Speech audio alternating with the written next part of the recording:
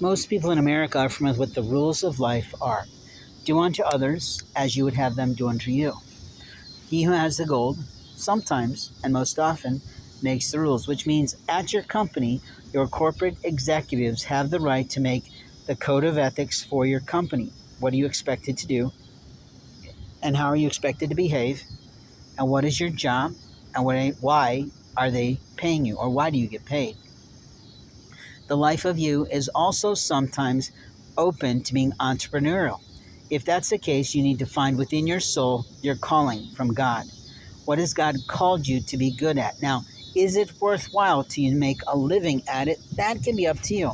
I spent a little time with a very creative man who was exiting the military.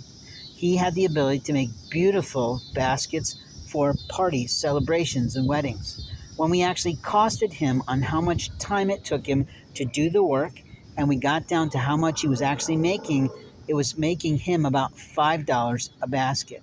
But he loved to do the work. So the question that any businessman is going to ask himself, is it really reasonable to spend that kind of time to only make $5? It depends on the individual. What I can tell you is that most people are looking at marketing math. How do I multiply myself correctly? How do I value my time effectively? How do I ensure that people pay me up front for the work that I'm doing if I'm in an industry that allows that? There are some industries that have residuals like insurance. So if you sell an insurance policy, you get paid a monthly kickback for doing that off the policy. It's hard to say how much that is, but sometimes if you add enough clients up, it becomes quite wealthy for you.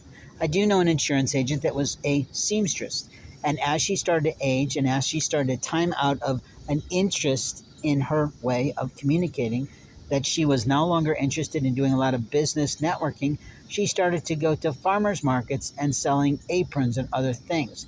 At least I saw her do it once or twice. I cannot say whether or not she sold anything or whether she's been successful with that sideline gig of hobby. You see, sometimes hobbies can make you more money. Other times hobbies can be a problem. But your hobby is your hobby, not someone else's hobby that you've acquired by watching or learning. You see, if you want to participate in someone's business, you normally have to negotiate that opportunity and that option. But if you're an entrepreneur, you have the right to hire people both for employees as well as consultants. A consultant like me gets paid for consulting, for talking to someone.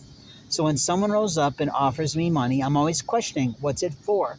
Is it just a gift or donation to my ministry where they want to say, hey, just get a lunch or a meal today? And therefore, that's the agreement. Then I, generally speaking, 9 times out of 10, will use that money exactly for that. Now, unless, of course, I need some toilet paper. And then I might choose to redifferentiate that money, meaning replace it with something else if I need the toilet paper right now. But generally speaking, that's how most people make their living in business, isn't it? That we invest in our business, we go after the appropriate client, and we try to keep long-term negotiations and long-term clients so that we have a life and we have a steady income, a stability in life. Now, if you don't have any entrepreneurial capabilities, then you can always go to the library and start studying about how to build a business correctly. There's plenty of books out there, both simple and complex, that can teach you that. Some of my favorite books are NOLA books.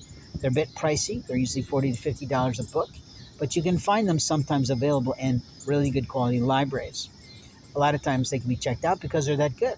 There's also books called Business for Dummies and other things like that that you can find many places like Walmart and Barnes & Noble, Borders, whatever your local bookstore might be, or even a half-price books. And they could be a little dated, but generally speaking, the precepts, the concepts are appropriate.